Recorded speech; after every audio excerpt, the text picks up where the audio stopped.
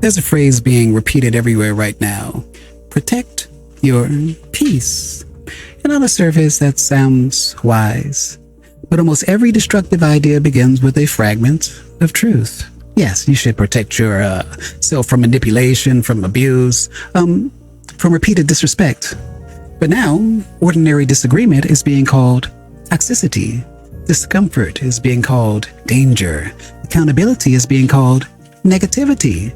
And abandoning people without a conversation is being called healing? So we need to ask a more difficult question. Are you actually protecting your peace? Or are you protecting yourself from ever having to feel uncomfortable? From ever having to reconsider your position? Or admit that you may be also a part of the problem? Because peace is not the absence of conflict. Peace is the ability to remain governed in the presence of conflict. Before we get into it, like this video, subscribe to The Hermit, and share this with someone who has been told that running from every difficult relationship is the same thing as healing. Let's begin. Normalize cutting people off the first time they disrespect you. Because here's what's going to happen. You're going to let it slide once, then twice, then it becomes a pattern.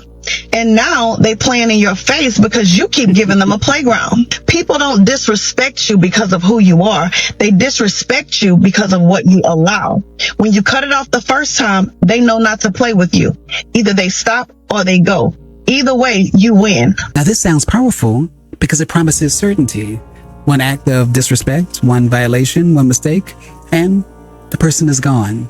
No confusion, no conversation, no second chances. But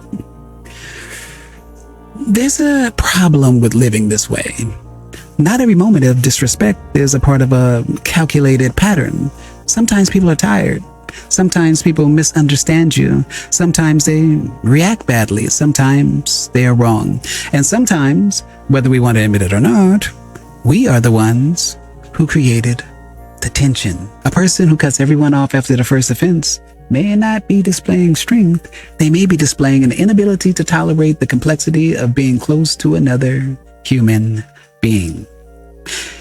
Real boundaries are not impulsive punishments. A boundary says, if this behavior continues, I will change how I participate. It does not always say, you made one mistake, so you're now permanently removed from my life. There are situations where one act is enough. Violence, serious betrayal, deliberate cruelty. But when every uncomfortable interaction becomes grounds for a permanent exile, you are not protecting your peace. You are creating a world where nobody is allowed to be human around you. And eventually, that includes you. Wisdom knows the difference between a dangerous pattern and an imperfect person. Protect my peace has turned into the, I don't want to feel anything uncomfortable. Anything that causes discomfort or hear something that you don't like, protect my peace. Normal family and relationship conflicts, protect my peace. Now, basic relationship tension gets called toxic and cutting people off gets called healing.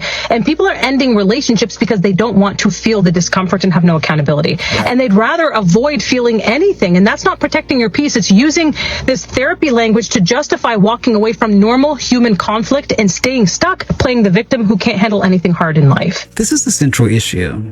The phrase, protecting my peace has slowly changed meaning. It once meant refusing to participate in chaos. Now it often means refusing to participate in anything difficult. A hard conversation disturbs your peace. A friend disagreeing with you disturbs your peace. A partner asking you to take responsibility disturbs your peace. Someone remembering events differently disturbs your peace.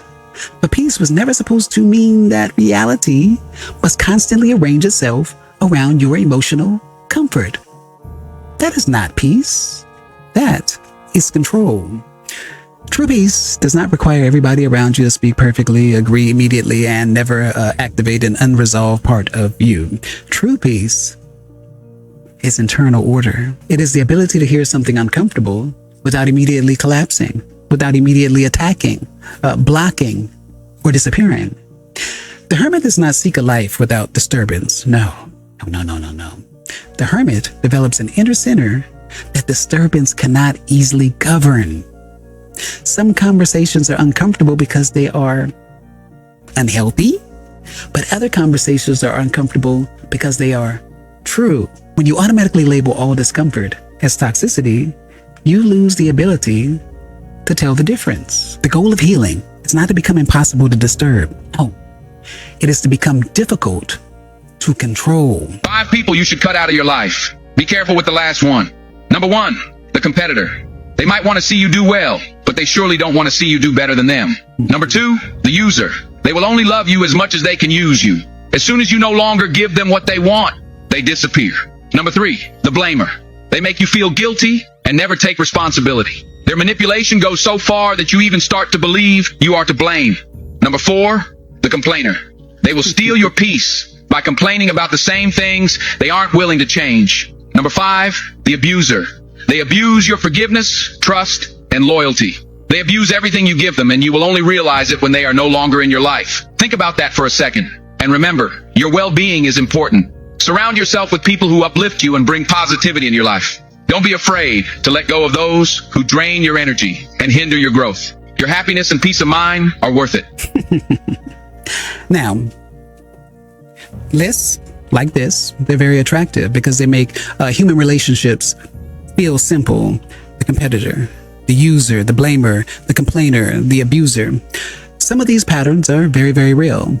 There are people who exploit you. There are people who manipulate you. There are people whose presence repeatedly damages your well-being. But we have to be careful. We should be careful about reducing entire human beings to permanent categories. A person can complain without being the complainer.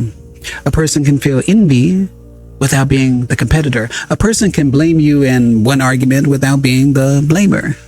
When social media psychology gives you a label for everyone, curiosity begins to disappear. Instead of asking what happened, you diagnose. Instead of communicating, you categorize. Instead of observing a pattern over time, you assign an identity after one incident. And labels are powerful. Labels are powerful because once you decide someone is toxic, everything they do becomes evidence supporting the conclusion.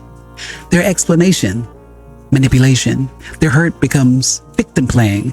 Their disagreement becomes gaslighting. Their distance becomes proof that they never cared. At that point, you are no longer seeing the person. You are only seeing the category that you place them in. Discernment does not mean ignoring harmful behavior. It means observing carefully enough to distinguish a temporary failure from a fixed pattern. Do not tolerate abuse, but do not confuse judgment with wisdom. Let me clear this up. Silent cutoffs are not about ghosting. It's about discernment. And there is a big difference. Some people feel like you should always explain yourself or give closure to why you're ending a friendship or a relationship. And sometimes a healthy conversation brings closure and growth. But here's the truth. Not everyone is worthy of a conversation. Some people will gaslight you, play the victim, deflect, or twist your words. And some people are dead set on misunderstanding you. So with people like that, explaining will only drain you more. Discernment is knowing the difference. If a person is capable of listening, growing, handling accountability, have the conversation. But if they have shown you repeated patterns of manipulation, disrespect, or dishonesty, you don't owe them access to your peace. Discernment is knowing when to speak up and when to walk away peacefully. Both require courage. Protect your peace always. This is the most balanced argument in the group. Not everyone is capable of having an honest conversation. Some people do deflect. Some people manipulate. Some people will twist anything you say into new material they can use against you. And in those cases, continuing to explain yourself can become a form of self-abandonment. But there's an important phrase in this clip. Repeated patterns. Not one argument, not one poorly chosen sentence, not one moment where someone failed to respond exactly the way you wanted. Repeated manipulation, repeated dishonesty, repeated disrespect. That distinction matters. A silent cutoff may be necessary when communication has already been attempted, when the pattern is established, or when speaking would expose you to genuine danger. But silence should not become your automatic response whenever you feel disappointed. Because sometimes people claim that someone is incapable of accountability when what they really mean is they do not agree with my version of events. Discernment asks, is this person refusing to listen? Or are they listening and reaching a different conclusion? Are they manipulating me? Or are they describing their own experience? Am I protecting myself from harm? Or am I protecting my self-image from contradiction? Walking away can require courage, but so can remaining present long enough to have an honest conversation. Discernment is knowing when silence protects your dignity and when silence protects your ego. Nobody talks about this part, but the moment you choose peace, your circle starts getting smaller because peace has a price. And sometimes that price is people. You know, some people only fit in your life when there is chaos, where there is confusion, when there is drama. But the moment you start protecting your peace, things change. You stop arguing, you stop chasing, you stop explaining yourself to people who already decided to misunderstand you. And then suddenly those same people disappear.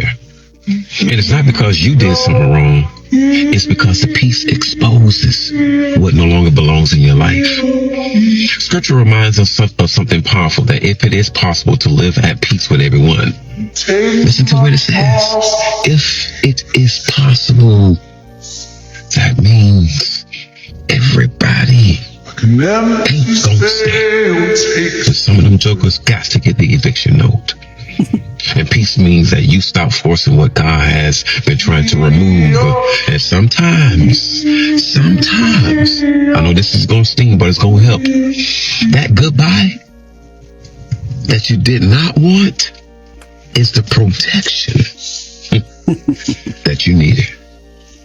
So protect your peace, even if it cost you some people. Yeah. Sometimes your circle does become smaller when you change. If your relationships were built around chaos, gossip, addiction, conflict, or constant emotional emergencies, becoming healthier may disrupt those relationships. That's real. But, we should be careful not to turn isolation into a spiritual achievement. A smaller circle is not automatically a wiser circle. Being alone does not automatically mean you have outgrown everybody. Sometimes people disappear because you stop participating in dysfunction. But sometimes people disappear because you became rigid, unreachable, incapable of hearing anything that challenged you. The loss of a relationship is not always proof that God, the universe, or your higher self removed someone. Sometimes a relationship ends because two people fail to communicate. Sometimes both people were proud. Sometimes one person wanted accountability, while the other wanted unconditional validation. And sometimes you were wrong. That possibility must remain open. Otherwise, spirituality becomes a machine that transforms every loss into evidence of your superiority. They could not go where I was going. They could not handle my growth. They were removed because they did not belong. Maybe. But growth is not proven by how many people you leave behind. Growth is proven by the quality of consciousness you bring into every relationship, including the ones you must end. Leave when you must, but do not turn every goodbye into proof that you were the enlightened one. There comes a point in your life where you have to cut off anybody who serves you no purpose and doesn't support you.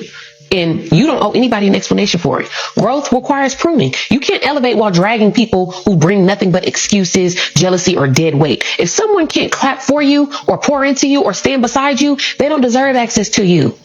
Protect your energy like your life depends on it, because it does. The moment you let go of people who don't align with your purpose, your peace gets louder, your blessings get bigger, and your path gets clearer. Not everyone is meant to go where you're going, and that is perfectly okay. So be perfectly okay with understanding that anybody can go. I want you to listen carefully to the language being used here. Cut off anybody who serves you no purpose. Anybody who cannot pour into you. Anybody who does not align with where you're going. But human beings do not exist simply to serve your purpose. Relationships are not always business arrangements where everyone must constantly provide motivation, opportunities, praise, or emotional energy. Sometimes your friend will have nothing to pour into you because they are struggling. Sometimes your partner will not clap for every decision because they can see something you cannot. Sometimes the person who truly loves you will interrupt your fantasy instead of validating it. That does not make them dead weight. It may make them honest. Whenever a relationship is evaluated according to what it contributes to your elevation, people become resources.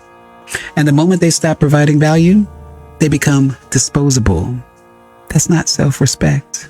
That is transactional attachment disguised as personal growth. Yes, relationships should contain reciprocity.